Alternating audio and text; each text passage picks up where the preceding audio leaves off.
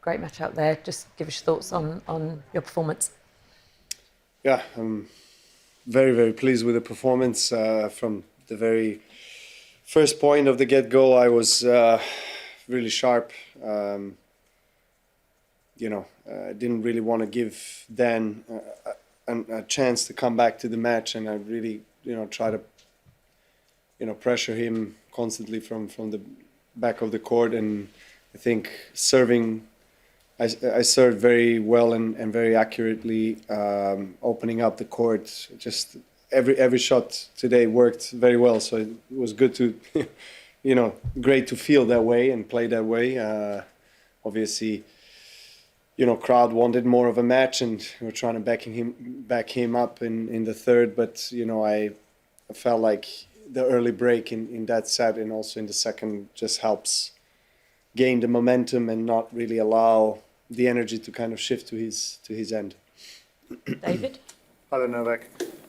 Thinking back a year ago when you'd had the surgery coming into this tournament, in every press conference, I think we inevitably ended up talking about that. Yeah. How much different do you feel right now compared to how you did, say, at the same stage last year, which still reached the final? Well, it's true that last year, particularly in the early rounds, I was still, doubting whether the knee will hold up or whether I was able to, slide or do my movement as freely as I want. So there is difference in that. This year, I'm not obviously thinking about the knee. Neither do I have any other major physical issue to think about in that sense. Of course, there's always something every day, that you address minorly, but overall body is in a very good shape. Obviously, you were talking about your health. I mean, a couple of nights ago, you were like a completely different person to today. I just wondered, how has the last couple of days been for you? And also, could I have a word about how Dan performed today and your thoughts on the plans to transform Wimbledon? If they do not go ahead, will Wimbledon still be able to be at the pinnacle of the sport? Okay, there's three questions. Yeah. Okay, so let's start. Take one of those. Let's start. Well, a couple of nights ago we finished very late, and obviously I did have some stomach issues that really affected also the way I felt on the court. Today, obviously, a completely different story. I felt great, from the start to the end. As I explained in my previous answer, I played almost flawless tennis. That always is very welcome in the Grand Slams or anywhere you play. So of course it's a great joy to be able to feel that way on the court. In terms of Dan's performance, I knew that he's going to keep on fighting and believing that he can come back into the match, which he has done. He was 2-0 and 4-love down. He still was, shouting "come on" after winning a point and trying to get the crowd involved, and which is normal, and it's he was really doing his best. I saw that he was also moving slower maybe in the third set. I don't know if he had something physically bothering him, but I think I've done everything the right way, and even better than I expected, to be honest. So I didn't really give him a chance to play good tennis, because I was really sharp in every element or segment of my game. In terms of expansion of Wimbledon, I think we talked about it last year. I am personally sad to see that this hasn't been resolved yet, and I'm very supportive of that. I think it's great for the community. It's great for London, for our sport. So I don't know all the details of the project, but I've seen a little bit and have talked with the main people of this club, and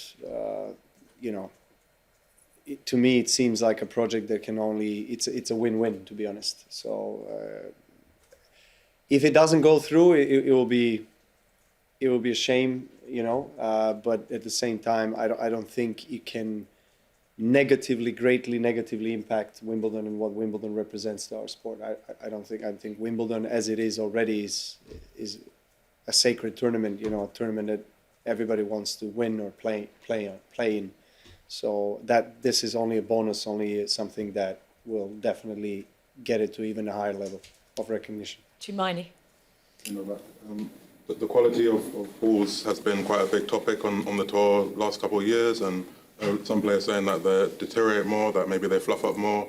I remember you kind of referenced it when you were hitting with Carlos, so I'm curious about your thoughts on it. You're probably better kind of positioned to understand how they've changed over kind of a long period of time, so yeah. Yeah, they are. Honestly, that's probably the biggest difference I can notice comparing to maybe 10, 15 years ago. It's the balls. Also, the Schlesinger balls that are used here in Wimbledon are good quality balls, but they do fluff up earlier or sooner than the ones that we used 10 years ago or 15 years ago. So I don't know whether it's related to the manufacturing facility, production of the balls, whether there's something in place there that changed, or I don't think it's a grass. I think there's consistency with the way Wimbledon prepares grass courts. So I would doubt that there's any big changes there, to be honest. I think it's just balls that are, slowing the game down to some extent, and it's allowing the players whose game is based on a baseline and play with a lot of spin to be able to play good tennis and make good performances and success here in Wimbledon or other grass court tournament that wasn't maybe the case before. Still grass remains the fastest surface in our sport. You still get quite a few more points on the free points on the first serve. If you're serving well, you still get rewarded. But it is true that it's easier to play on from the baseline nowadays than it was the case early in my career. Dan? Novak, after the match, Dan said he's not sure how many more occasions like today he's going to have. But also in your post-match TV interview, you were talking about you're not ready for margaritas with Roger and Rafa yet on the beach. Can you expand on that lovely mental image a bit? but also talk about how much confidence a performance like today's gives you that you can do something very special. I don't know why I said margaritas, because I never had margarita in my life. I don't necessarily like that drink, but I guess it sounds good. I do imagine that particularly the three of us. I mean, I do wish that one day we'll, in a more relaxed environment, reflect on the rivalries and everything that we've achieved and made for this sport. I think it would be great for us, and I think for all the other people, knowing that we got together. So as far as Evans's future, I'm not sure. Obviously, I don't know what's on his mind, but I saw some of the interviews where he got more emotional before the Wimbledon started. And look, it's not easy out there, to fight and grind and build your ranking and try to, be as highly ranked as you were before in his case, or if you're not able to move as well as you've done before, you still feel it in your hands, but maybe your body's not giving you that speed and agility that you were looking for or that you had for many years.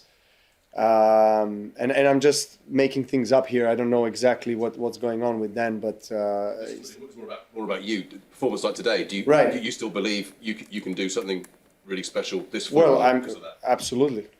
I mean, if I play like today, I feel like I have a very good chance against anybody, really, on the center court of Wimbledon, a place where I maybe feel the most comfortable on any court. Rod Laver Arena and Wimbledon center court are, the two courts where I've done so well throughout my career, and I felt great physically, mentally sharp, and game-wise, playing as well as I can, really, on grass.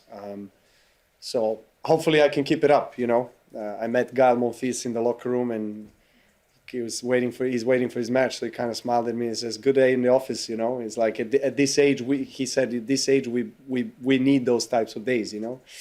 And so of course it's great. You want to keep on playing this way, but it can be only one day, one match. Tomorrow can be, or in 2 days can be a different story. I don't know. So I'm just trying to be cautious and keep it going. But yeah, aspirations and objectives are very high, to go all the way.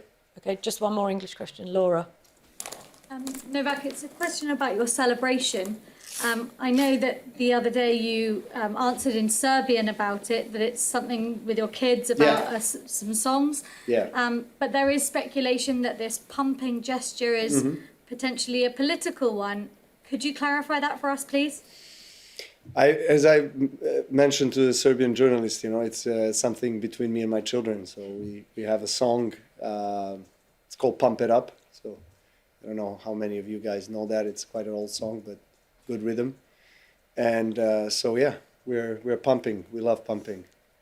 So we pump after every win. Okay, thank you very much. Sorry? Is it the Elvis Costello song? I don't know maybe you know better. I don't know the name of the artist, but no, pump it up. Don't you know, pump it up. You got to pump it up. It's more of a upbeat, We'll move on to Serbian now. disco Thank you. song.